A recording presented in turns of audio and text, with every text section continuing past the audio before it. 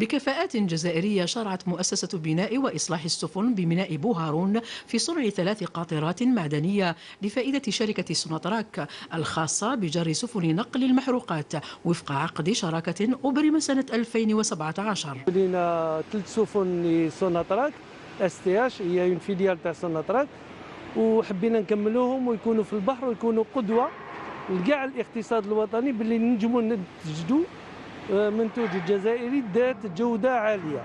هادوما قاطرات ستادير او نورم انترناسيونال. والعمال ثاني ما شاء الله راهم يخدموا وراهم ينتجوا، راكم تشوفوا واش راهم يديروا كاع هدايا، ما كان حتى يطنوجيع اللي راهو هنايا. صناعة هذا النوع من القاطرات انفردت به هذه المؤسسة، ورغم جائحة كورونا تواصلت الأشغال، فيما يساهم الترويج التجاري في استقطاب الزبائن الجدد.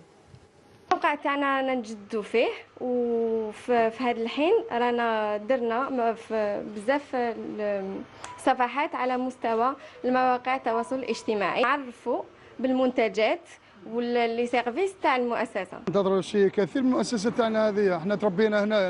انا واش نحب المؤسسه، ماذا بيا يزيد فونسي، ماذا بيا يزيد يعاونونا. احنا كنا ما كاش كاع خدمنا هذو. هذا ومن المنتظر تسليم هذه القاطرات مع نهاية العام الجاري لشركة سوناتراك، مما سيساهم في تقليص فاتورة استيرادها من الخارج.